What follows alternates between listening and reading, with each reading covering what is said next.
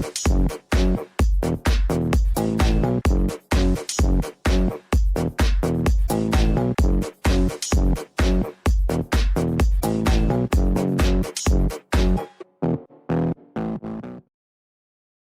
다음에 이제 워커스 카바인데, 오늘 말씀드리는 워카바는 NSW 기준으로 말씀드리는 거예요. 왜냐하면 타주에서 또 볼 수가 있기 때문에. 그래서 NSW 기준으로 워카바는 사실 저희가 취급하는 게 아니에요. 근데 워카바조차도 너무 이걸 잘 모르고 계시니까 대부분 저희한테 전화 오는 경우는 이미 사고가 터진 다음이에요.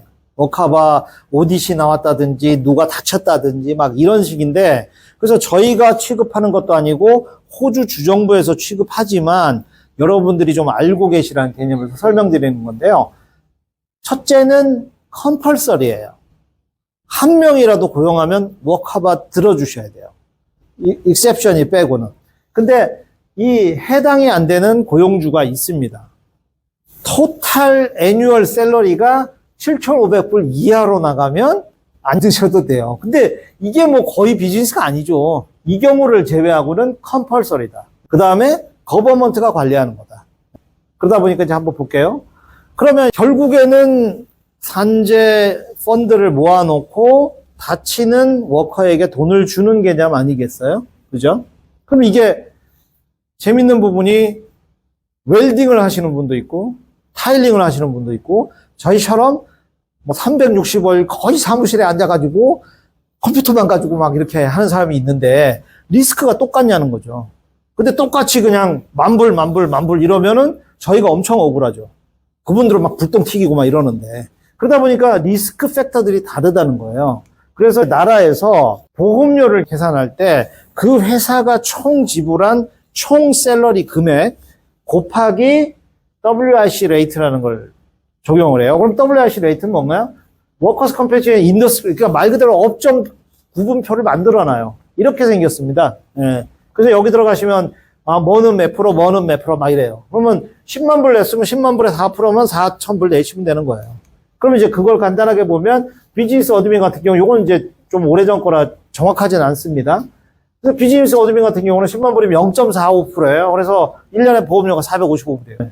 근데 이제 카페나 이러면 조금 더 리스크 있다고 그래서 1996불이 되는 거고, 그 다음에 이제 타일링 많이 위험하죠. 5.8%, 그래서 5,800불이 되는 거죠. 여기서 재밌는 부분이 뭔가 하면, 워카바는 누구 거죠? 워커를 보장하기 위한 거잖아요. 근데, 오케이, 워카바 들어줄게. 근데 돈이 없네? 그러고 막 안 내고 있는 거예요. 막 고용주가. 근데 사고가 났어요.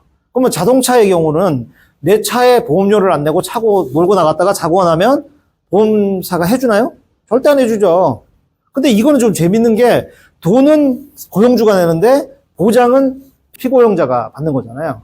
그래서 이거는 인스턴트 카바예요. 가입을 하는 순간 무조건 프로텍트가 돼요. 그리고 한 걸음 더 나가서는 가입이 안 돼도 다친 이 근로자는 워카바에서 해줍니다. 대신에 이제 그 고용주에게는 처절한 응징이 들어가죠. 처절한 응징. 그래서 인스턴트 카바라는 걸 잊으시면 안 돼요.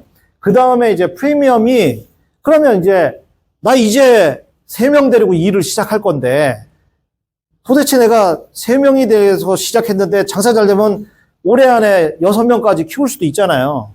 그럼 내가 애뉴얼 샐러리 얼마 줄지 나 지금 모른다는 거죠. 근데 어떻게 계산하냐는 거죠. 그래서 나온 게 오케이, 처음에 에스티메이트를 하세요. 10만으로 나갈 것 같습니다 라고 에스티메이트를 하십시오. 그 다음에 1년 지나고 나면 얼마가 나갔는지 나오잖아요. 그래서 이렇게 에스티메이트, 액추얼 이렇게 사이클로 돈다는 얘기예요. 이해되셨죠? 그러면 이 확인하는 시점에 에스티메이트가 액추얼보다 컸다면 돌려줍니다. 그 다음에 액추얼이 에스티메이트보다 컸다면 더 내셔야죠. 그러니까 정산을 하는 거죠. 그리고 내년에 다시 에스티메이트를 합니다. 왜냐하면 작년에는 회사가 잘 돼서 6명까지 했는데 올해는 여러 가지 환경이 3명으로 줄일 거야. 그러면 굳이 이 액추얼 때문에 그대로 갈 필요는 없다는 거예요. 다시 신청하시면 됩니다. 그래서 매년 그런 사이클로 돌아가기 때문에 에스티메이트, 액추얼 꼭 날라오는데 다 내비뒀다가 나중에 막 이제 왜 돈 안 내냐 막 이제 뎃 콜렉트 뜨고 막 이러면 아니 워카바가 이게 뭐 왜 뎃 콜렉트를 내냐 뭐 이렇게 돼요. 내가 뭐 돈 내려면 되지, 뭐, 이런 얘기인데, 그게 아니라 이미 돈을 내신 걸로 간주하기 때문에, 가입 데이 1부터 돈을 안 내면 이미 채무자예요, 국가한테. 그 상태입니다. 그래서 그걸 아시면 될 거고. 그 다음에 이제, 그럼 워크하바 안 들면 어떻게 되냐? 겁나 셉니다. 예, 그래서 지금까지 안 낸 돈 곱하기 더블. 거의 그 정도예요. 근데 이것도 사고가 안 났을 때예요. 예, 근데 워크하바에서 그 산업 현장에서 사고가 났는데 워크하바조차 없었다? 프리즌도 가능합니다. 굉장히 심각하게 보는 거고. 그래서 저도 17년 하다 보니까 별놈의 얘기를 다 들었어요. 뭐, 친구가 용접 쪽에 캐시숍으로 들어간 거죠. 근데 이제 이게 불이 타가지고 손이 이렇게 휘었어요. 휘어가지고 고용주한테 갔더니, 야, 넌 내가 캐시를 줬잖아. 그럼 워크하바가 안 되지. 그러니까 내가 너 그냥 치료 좀 하고 내가 그냥 얼마 줄게. 이렇게 하고 왔다는 거예요. 그래서 저한테 연락이 온 거예요. 그러니까 그걸 딱하게 생각하는 이모인가 뭐 이렇게 오셔가지고 그냥 그분한테 다시 가셔서 워크하바를 안 든 거는 고용주의 잘못이니까 다시 해결을 하든지 아니면 그분한테, 그 젊은 친구한테 그냥 워크하바로 가세요. 가서 내가 맨날 며칠부터 맨날 며칠까지 일을 했는데 캐시로 딜을 했습니다. 근데 그 일한 것만 증명한 아까 얘기처럼 워크하바에서는 그 친구 전액 치료비를 다 지급합니다. 그리고 탁 걷고 나와. 고용주 나와. 한번 죽자. 이렇게 되는 거죠. 그래서 굉장히 중요하기 때문에 잘 챙기셔야 돼요. 네. 네. 그 다음에 이제 워크하바 중에는 이제, 그래서 페이먼트가 굉장히 중요한데, 이거 대부분 막 이렇게 무시하시다가, 리걸 액션까지 들어가서, 뎃 콜렉터들이 막 연락 오고, 막 차압 들어가고 그 경우도 생깁니다. 그래서, 온타임 페이먼트 꼭 하셔야 되고요. 그 다음에 사고 났을 때는 최소 48시간 안에 노티스를 해야 돼요. 네. 그래서 이제 요런 부분들 좀 있고요. 그 다음에, 당연히 뭐, 퍼스트 에이드 해야 되는 거고, 그 다음에, 요 부분이 이제 굉장히 중요한 건데요. IT 회사가 한번 붙은 적이 있어요. IT 회사의 직원이 10명인데 9명이 다 컨트랙터예요. 다 인보이스 주고받는 거죠. 그러니까 회사 대 회사 거래인데 내가 네 워크하바를 왜 내주냐는 거죠. 그래서 안 냈었어요. 근데 이제 이 세이프 워커에서 그걸 컴플레인을 걸고 이제 법적 투쟁을 한 거예요. 싸움을 한 겁니다. 다퉜어요. 그래서 너 며칠 일하니? 그랬더니 9 to 5, 5 days. 모든 걸 다 그 회사를 위해서 일을 한 거죠. 그냥 페이먼트만 컨트랙으로 한 거예요. 그 경우에는 워크하바 들어줘야 된다고 법원 판례가 나왔어요. 그리고 적용이 되고. 근데 이게 왜 중요한가 하면요. 워크하바가 없으면 이 문제가 굉장히 큽니다. 그래서 이제 그런 분들은 실제 인보이스를 주고받더라도 워커로 인정한다. 그래서 딤드 워커가 됩니다. 그리고 딤드 워커가 아니고 서브 컨트랙을 만약에 확실하게 예를 들어 나의 30% 일만 일을 한다? 그렇더라도 서브 컨트랙터가 프로퍼한 퍼블릭 라이빌리티와 워크하바가 갖고 있는지 확인하실 의무는 상위 컨트랙터에게 있습니다. 그래서 그런 부분들 주의하셔야 되고요. 최근에 그래서 여러 가지 아까 퍼블릭 라이빌리티 이슈들이 나왔을 때 워크하바에서 막 치고 들어가는 경우가 굉장히 많아요. 그래서 이제 그런 거 참고하시고요. 그 다음에 이제 슈퍼애니메이션은 간단해요. 인플로어가 11%를 줘야 되는데 그러면 인플로어가 여주는 컨트리뷰션이잖아요. 그러면 영어가 뭐 그렇게 어렵게 할 거 없잖아요. 인플로어 슈퍼 컨트리뷰션으로 부르면 굉장히 간단할 것 같은데 SG라고 들어보셨죠? 네. 인플로어가 여주는 걸 SG라고 불러요. 그래서 이 말 그대로 슈퍼 개런티 무조건 확실하게 줘야 된다는 뜻으로 이해하시면 돼요. 그래서 이제 이렇게 컴펄서리로 페이하고 최소한 쿼터에 한 번씩 줘야 되고 그 다음에 이것이 잘못됐을 때 그리고 11%고 그 다음에 이제 12%로 이제 오를 예정이고 이제 2024년은 11.5, 12%. 그리고 이제 이렇게 올라가는 이유가 아까 에이지 펜션이 너무 많이 지출되고 장수가 되기 때문에 이쪽으로 미리 줄 테니까 이걸 갖고 셀프 리타이먼을 할 수 있는 투자를 하시오. 그런 얘기예요. 그 다음에 이제 일레저블한 인플로이는 18세 이상이면 무조건 줘야 되고요. 그 다음에 18세 미만인 경우도 일주일에 30시간 이상을 일을 하면 슈퍼를 챙겨줘야 됩니다. 예.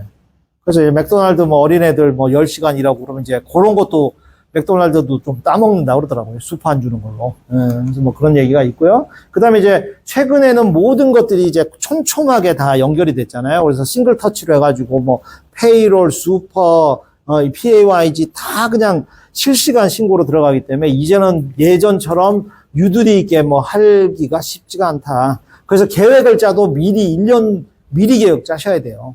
세금을 여러 개로 이제 나눠서 뭐 줄인다든지 뭐 이런 것도 충분히 프리 플래닝이 필요하신 상황이 됐다. IT 직원들이 캔버라 쪽으로 넘어가서 일을 한 지 사실 10년 이상이 됐어요. 거기서 정부기관에 일을 많이 했는데 정부기관에 이전에 프라이버시라는 이슈 때문에 잘 연결이 못 됐던 게 이제는 완전히 연결됐어요. 사실 그래서 몰라서 안 하는 게 아니라 타이밍만 재고 있을 정도로 이해하시면 되고요. 모든 인포메이션이 이제 다 링크가 됐다. 그 다음에 예전에는 사람이 픽을 한다든지 뭐 어떤 컴플레인이나 리포트가 들어왔을 때 나간다든지 이랬는데 지금은 인공지능으로 이상한 것까지 탁탁 튀어나와서 자동으로 연락이 간다. 그래서 이제는 최대한 포멀한 그 리갈리티를 지키면서 그 안에서 다른 비즈니스 환경을 생각하시는 게 맞다. 그 다음에 슈퍼 개런티 제때 안 내면 슈퍼 개런티 차지라는 페널티가 또 추가로 붙고요. 이건 이제 상황에 따라 다른데 최대한은 안 낸 돈의 2배로까지도 낼 수가 있고요. 그 다음에 늦게 내면 연이자 11% 현재로 계산하고 어드민 내가 너 때문에 일했잖아 ATO가 그러면서 두당 쿼터별로 한 인플로이어당 20불씩 또 엑스트라로 또 차지하고 이렇게 막 붙인다는 얘기예요. 그래서 제때 내는 게 제일 좋다.